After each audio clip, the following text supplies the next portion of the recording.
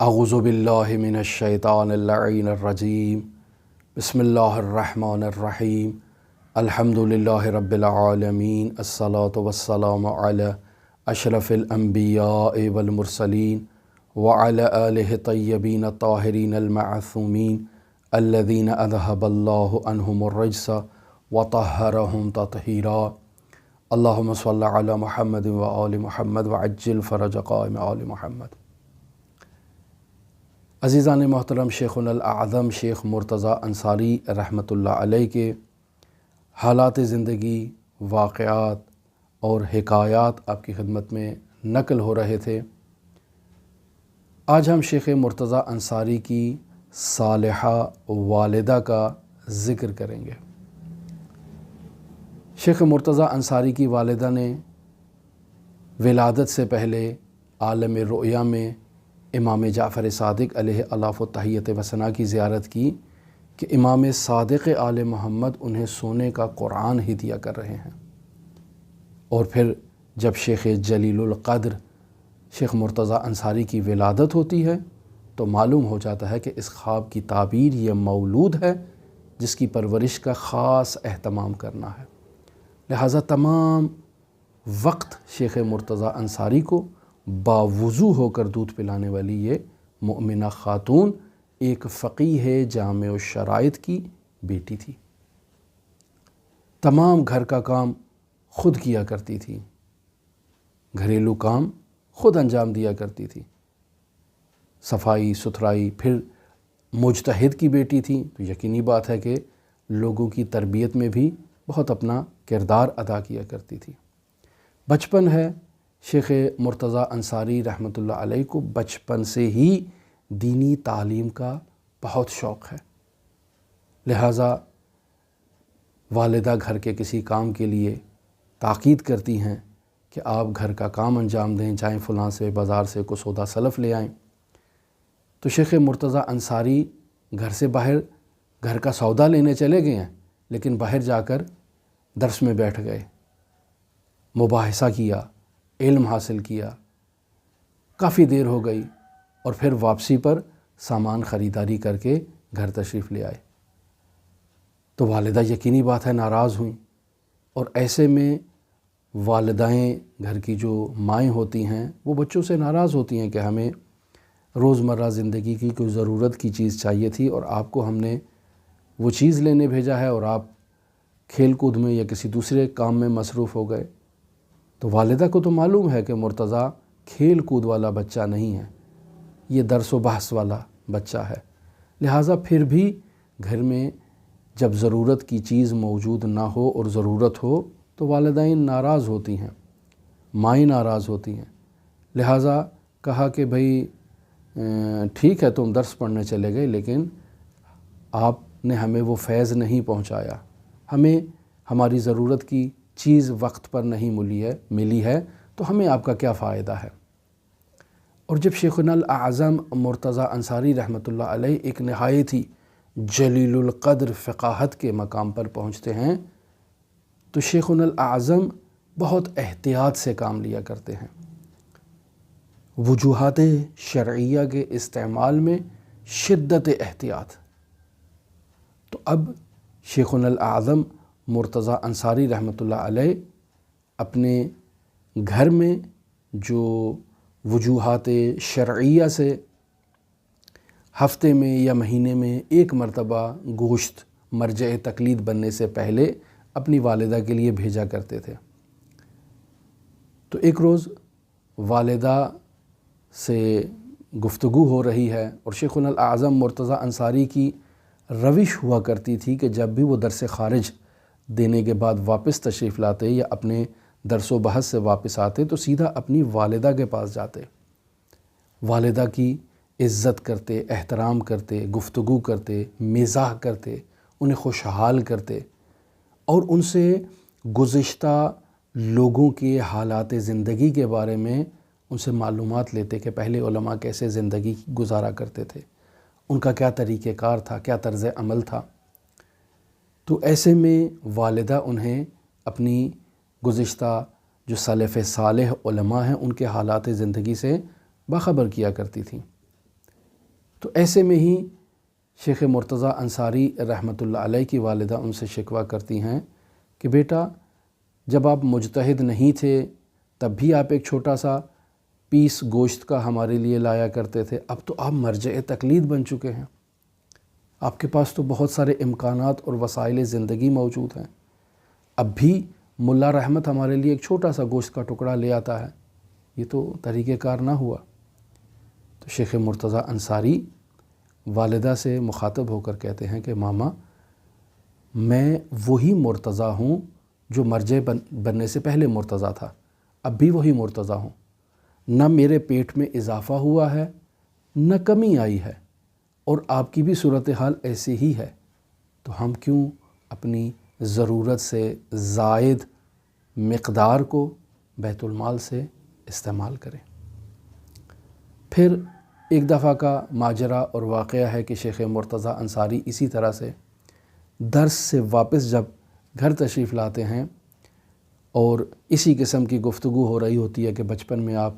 کو اگر گھر کا کسی کام کا کہا جاتا تو آپ باہر چلے جاتے، درس و بحث کے بعد واپس تشریف لاتے، اس وقت بھی آپ نے ہمیں اپنی اسی عادت سے کہ آپ گھریلو کام پر درس و بحث کو ترجیح دیتے ہیں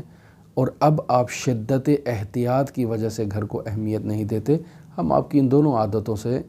تنگ ہیں۔ تو والدہ کہتی ہیں کہ آپ اپنے بھائی کو وجوہات شرعیہ سے زیادہ حصہ کیوں نہیں دیتے ہیں تاکہ اس کی ضرورت پوری ہو جائے، ضرورت سے زائد نہیں، فقط ضرورت کی تامین کے لیے اور پورا کرنے کے لیے آپ انہیں وجوہات شرعیہ کیوں نہیں دیتے زیادہ مقدار میں۔ تو شیخنا الاعظم مرتضیٰ انصاری اپنی جیب سے ایک چابی نکالتے ہیں اور اپنی اس صالحہ ماں کے سپرد کرتے ہیں کہ اماں جان یہ چابی رکھیں، وہ سامنے کمرہ ہے جس میں بیت المال موجود ہے، امام زماں کا مال اس میں موجود ہے، آپ کو جتنا مناسب لگتا ہے آپ اپنے بیٹے کو وہاں سے عطا کر دیں، لیکن یاد رکھیں کہ جو آپ دیں گی اس کا حساب مرتضیٰ نے نہیں دینا، آپ نے دینا ہے قیامت کے دن کہ یہ مال کیوں دیا اور کس لیے دیا۔ تو شیخ مرتضیٰ انصاری کی والدہ شیخ مرتضیٰ انصاری کا یہ جواب سننے کے بعد اپنا ہاتھ واپس کھینچ لیتی ہیں کہ نہیں مجھے یہ چابی نہیں چاہیے، میں اس 2 ٹکے کے مال کے لیے اپنی آخرت خراب نہیں کرنا چاہتی ہوں، میں کیسے اس کا سوال جواب دوں گی اور کیسے خداوند متعال کے حضور اس مال کو آپ کی اجازت کے بغیر یا آپ نے جو ایک نصاب معین کر رکھا ہے طلاب میں تقسیم کا، اس نصاب سے ہٹ کے میں یہ کیسے آگے منتقل کر سکتی ہوں اپنے بیٹے کو اور اپنی آخرت خراب کروں؟ نہیں ہرگز ایسے نہیں ہو سکتا، لہٰذا میں یہ مال نہیں لوں گی، آپ جس انداز میں تقسیم کرتے ہیں ویسے ہی تقسیم کریں۔ اور جب یہ جلیل القدر خاتون اس دنیا سے رخصت ہوتی ہیں اور ان کا انتقال ہوتا ہے تو شیخ مرتضیٰ انصاری بہت گریہ کرتے ہیں، بہت روتے ہیں اپنی والدہ کے انتقال پر۔ علماء سوال کرتے ہیں کہ آپ ایک فقیہ ہیں، ایک مرجع ہیں، ماں کے انتقال پر اس قدر افسوس کرنا، گریہ ازاری کرنا، حزن و ملال کرنا آپ کے شایان شان نہیں ہے، آپ ایسا کیوں کر رہے ہیں؟ موت برحق ہے، ہر کسی کو اس دنیا سے جانا ہے۔ تو شیخ مرتضیٰ انصاری کہہ رہے ہیں کہ میں اس لیے نہیں رو رہا کہ یہ کیوں انتقال کر گئی، اس لیے بھی نہیں رو رہا کہ یہ میری ماں تھی اور اس کا انتقال ہو گیا،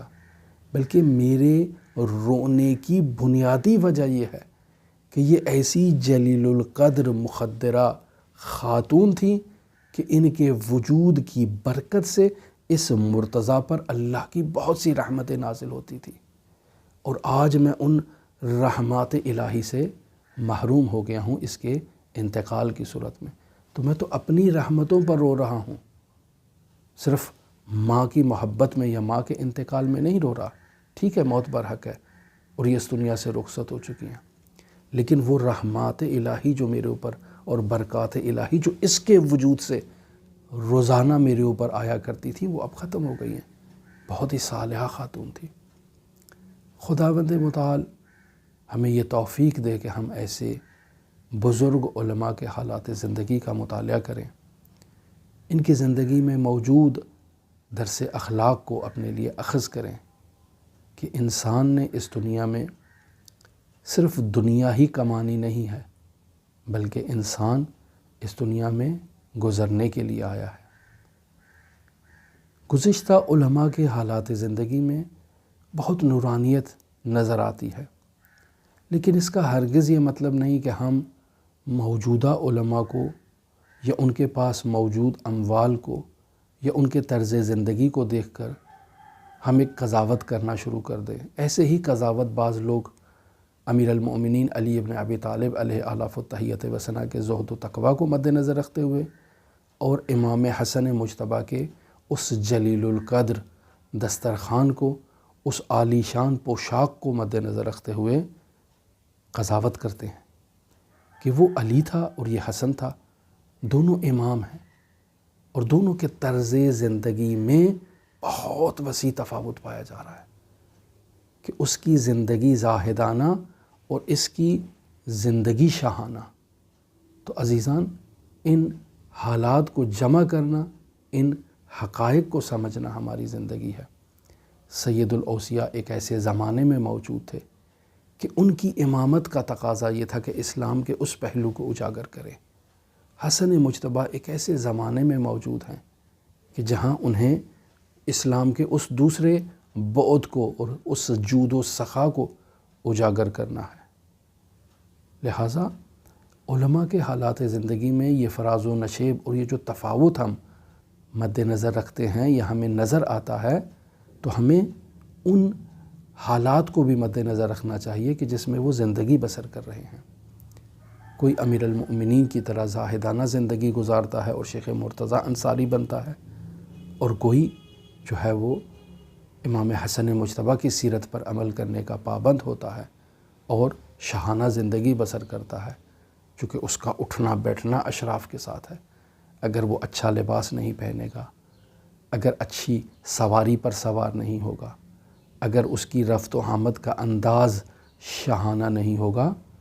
تو لوگ اسلام اور تشیع کو اس عظمت سے اور اس ابوہت سے مد نظر نہیں رکھیں گے۔ لہٰذا ہمیں عجلت میں قضاوت نہیں کرنی چاہیے۔ ہر عالم، ہر فقیہ اپنے وظائف پر عمل کرتا ہے جو اس نے آل محمد کی تعلیمات سے سیکھا ہے۔ خداوند متعال ہمیں اسلام کے ان نورانی معارف کو سمجھنے کی توفیق عطا فرمائے، ان پر عمل کرنے کی توفیق عطا فرمائے۔ امام زمان عجل اللہ تعالی فرجہ الشریف کے ظہور کی دعا کے ساتھ اللہم صلی علی محمد و آل محمد وعجل فرج قائم آل محمد۔